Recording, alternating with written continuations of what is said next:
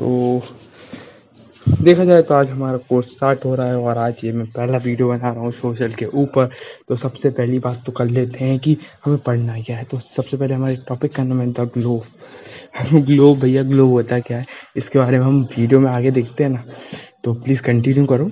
और इसके यानी ग्लोब के दो टॉपिक्स यानी तीन टॉपिक्स हैं यानी जो हमें पढ़ना क्या है। तो इसके टॉपिक्स है globe, type and uses, latitude and longitude and grade. ठीक है, तो चलो यार, कोई भी टॉपिक पढ़ने से पहले आपको उसकी हिस्ट्री पता होनी चाहिए। अगर हिस्ट्री नहीं पता तो यार आप टॉपिक कैसे पढ़ोगे। तो सबसे पहले हम पढ़ते हैं अर्थ। देखिए भाई, अर्थ एक सिंपल प्लेनेट है सोलर सिस्टम में। ठीक है, तीसरे नंबर का अगर पता हो तो जो अर्थ है वो ही सिर्फ एक ऐसा यूनिक प्लैनेट है सोलर सिस्टम में जहाँ पे लाइफ एग्जिस्ट करती है, जहाँ पे ह्यूमन बींग्स, प्लांट्स और एनिमल्स रहते हैं। ठीक है, अब हम बात करते हैं शेप क्या है अर्थ का। तो पहले कुछ लोग थे, उनका मानना था कि जो शेप है अर्थ का वो फ्लैट है, बट फिर कुछ यानी सेलर्स आए, कुछ वेंजर्स आए और कुछ और ज़्यादा एक्सप्लोरर्स और एस्ट्रोनॉट्स आए और उनने इस चीज़ को कंफर्म किया कि जो अर्थ स्पेरिकल शेप का होता है, अर्थ स्पेरिकल शेप का होता है। चलो ठीक है, अब बात करते हैं हम ग्लोब के बारे में। भैया टॉपिक का नाम तो ग्लोब था, पर ये ग्लोब है क्या? सीधी सच्ची बात, ग्लोब सिर्फ और सिर्फ सिंपल अर्थ से कोरिलेट कर लो। ग्लोब जो है वो अर्थ का मॉडल है। तो ग्लोब क्या है? A model of the earth. ठीक है, जैसे कि हमारा कार्स होती है ना बड़ी बड़ी, और उनके लिए बच्चों के खेलने के लिए टॉयज बना देते हैं, टॉय कार, ऐसे रिमोट कंट्रोल कार। तो वैसे ही रिमोट कंट्रोल कार का मॉडल है, एक प्लास्टिक मॉडल टाइप का है। तो वैसे ही ग्लोब एक मॉडल है अर्थ का। और देखिए सबसे अच्छी बात, ग्लोब्स भी डिफरेंट साइज के होते हैं। एक बिग ग्लोब होता है जो टेबल पे रखते हैं, एक स्मॉल ग्लोब होता है जैसे पॉकेट साइज जो जेब में हम कभी कहीं भी कैरी करके जा सकते हैं। और सबसे अच्छी बात, जो यानी जो स्मॉल ग्लोब्स रहते हैं ना, वो है ना एकदम बलून की तरह दिखते हैं। स्मॉल ग्लोब्स बहुत ही अच्छे दिखते हैं, एकदम बलून की तरह। आप उसको इजीली कहीं भी कैरी कर सकते हो और इजीली उसको संभालना बहुत इजी होता है।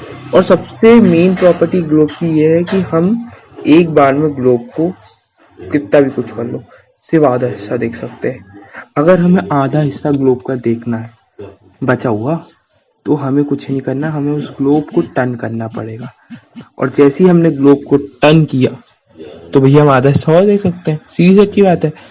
बट जिस पॉइंट पे, यहाँ पे ये बहुत इंपॉर्टेंट पॉइंट है, ध्यान से सुनना, जिस पॉइंट पे ग्लोब को हम टर्न करते हैं और जिस पॉइंट पे अर्थ घूमता है, अब हम अर्थ से बात कर रहे हैं, जिस पॉइंट पे अर्थ रोटेट करता है उसे क्या कहते हैं? एक्सिस।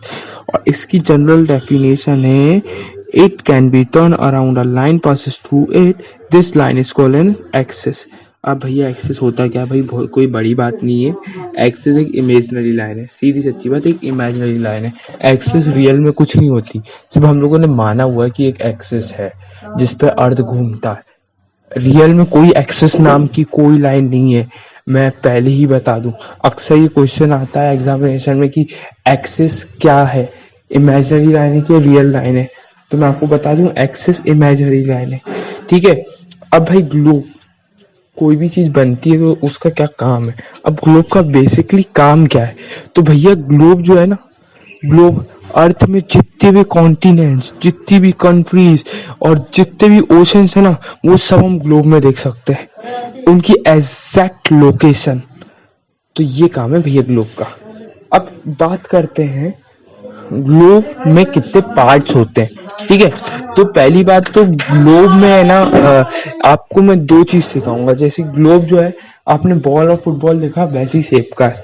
तो ग्लोब का जो ऊपर वाला जो हिस्सा है, ऊपर वाले हिस्से में एक पॉइंट होता है, उसे हम बोलते हैं नॉर्थ पोल। और ग्लोब के जस्ट नीचे, सबसे नीचे एक पॉइंट होता है जिसको हम बोलते हैं साउथ पोल।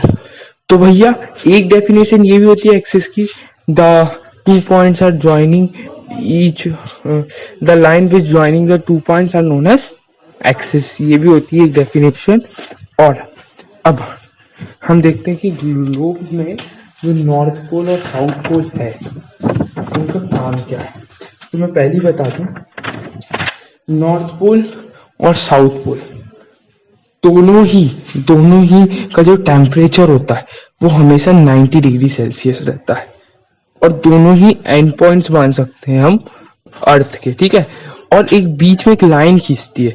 देख, एक ऊपर पॉइंट हो गया, एक नीचे पॉइंट होगा, अब बीच का हिस्सा बचा ना, तो बीच में जो लाइन खींचती है उसे बोलते हैं इक्वेटर।